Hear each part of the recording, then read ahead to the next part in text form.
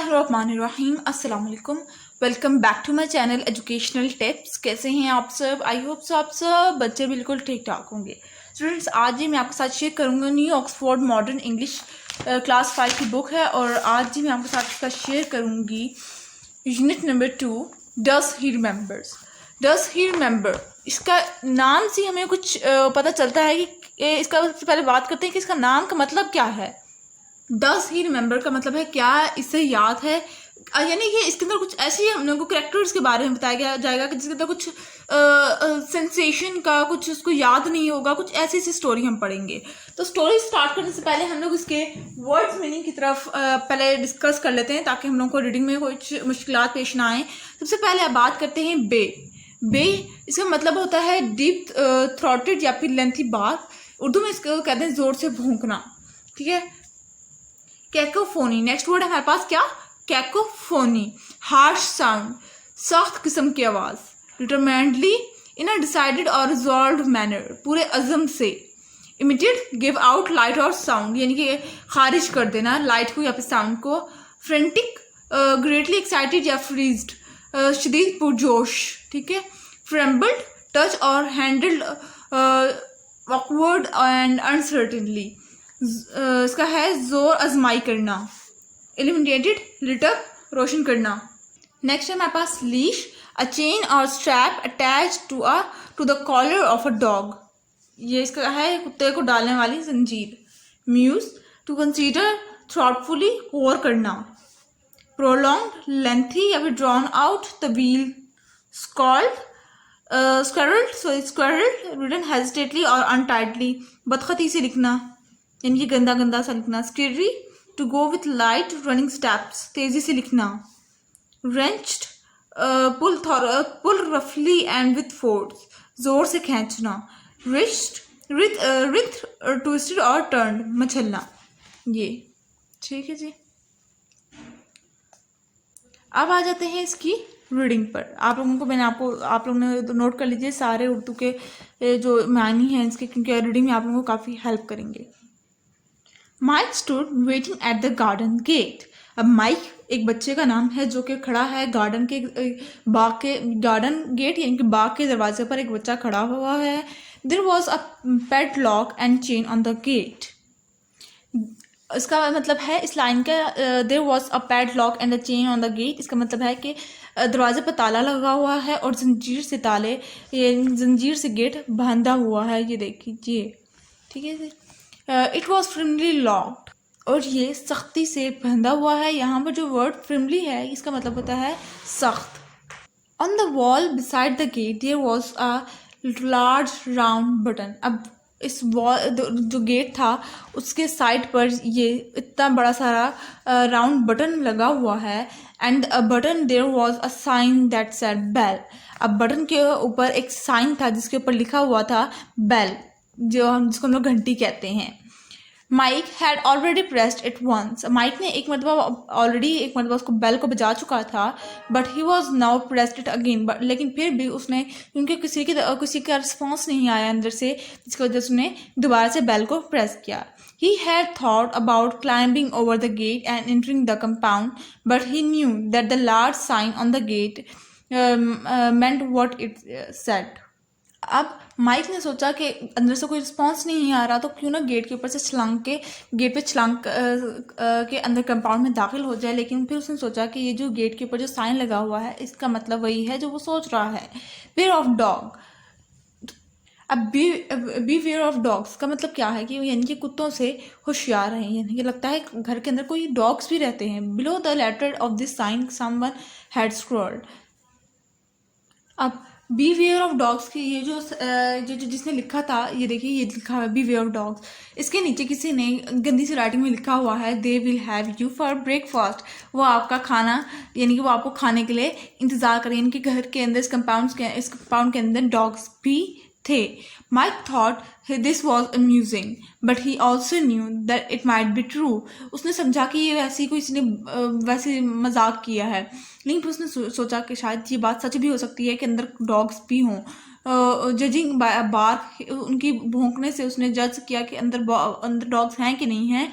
He could here coming from the house, उसने फिर देखा कि आवाज़ घर से आ रही है. He was not going to take the risk and become, next page पे आ जाएं, and become food for the creatures. उसने सोचा कि घर के अंदर से डॉग्स की, इनके कुत्तों की भौंकने की आवाज़ें आ रही हैं, तो उसने सोचा कि वो रिस्क क्यों ले कि और बिला वजह डॉग का शिकार क्यों बने, अपना डॉग्स को अपना शिकार, यानी कि डॉग्स को क्यों खाएं, वो क्यों सीधे तरीके से घर के अंदर जाए.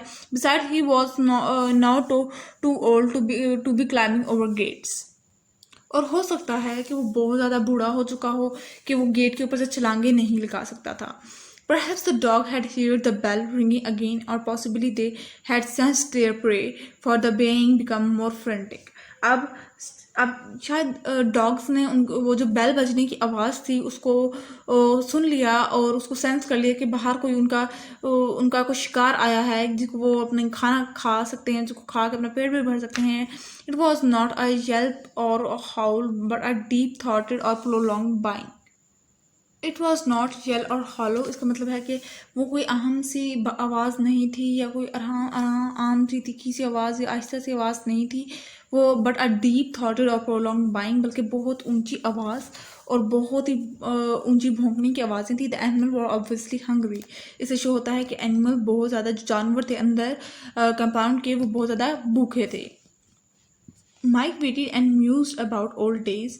माइक रुका और उसने अपने पुराने दिनों को याद किया. He shifted from one foot to the other, thinking about all occasion he had visited this very house. अब माइक जो था वो घर के बाहर खड़ा हुआ था और वो अपने सारे ओकेजन के याद कर रहा था कि इस घर में कैसे कैसे उसके क्या कहाँ कैसे कैसे उसके साथ वाक़यात गुजरे, क्या क्या उसके घर में, इस घर में उसके साथ कैसे कैसे अपनी यादों को खड़ा याद कर रहा था गेट से बाहर.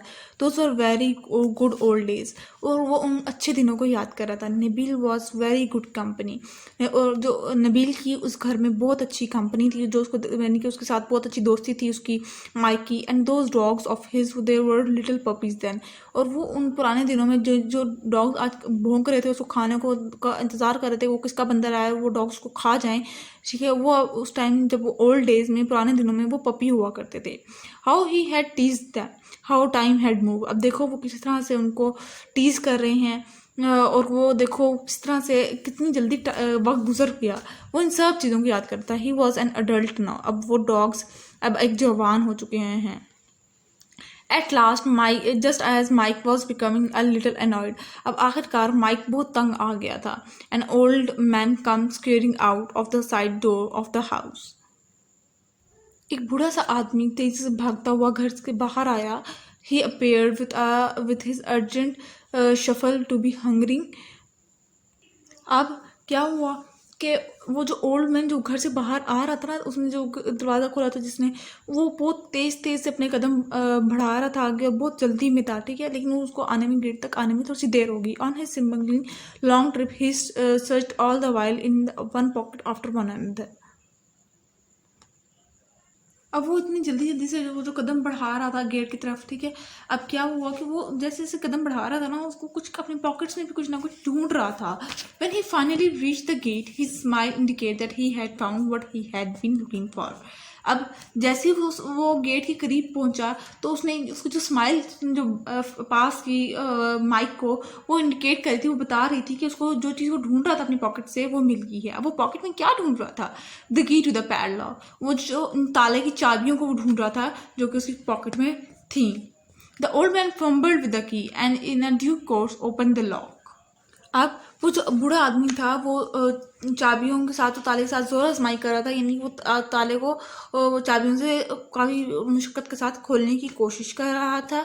The heavy gate squeezed and stretched as it was a swung open with some difficulties. अब जिस टाइम उसने जो गेट था वो खोला तो उसमें से क्रिच किसकी, यानी कि जो आप देखिए ना जिस चीज़ में जंग लग जाता है वो इतनी मुश्किल से खुलती है, उसके अंदर से बहुत अजीब सी आवाज़ें आती हैं, ठीक है, और वो उसको काफ़ी मुश्किलात से डोर खोल रहा था.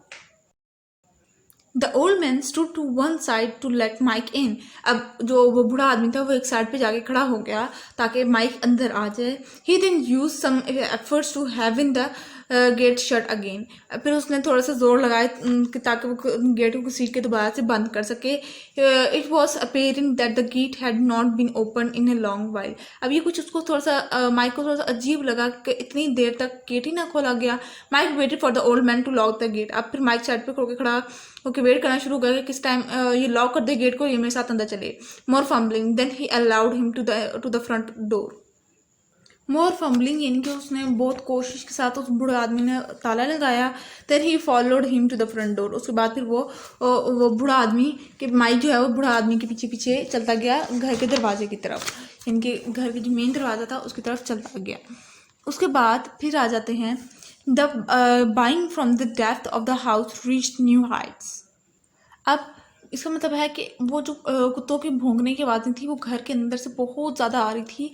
Mic made sure to keep close to the old man determining staying a step behind him.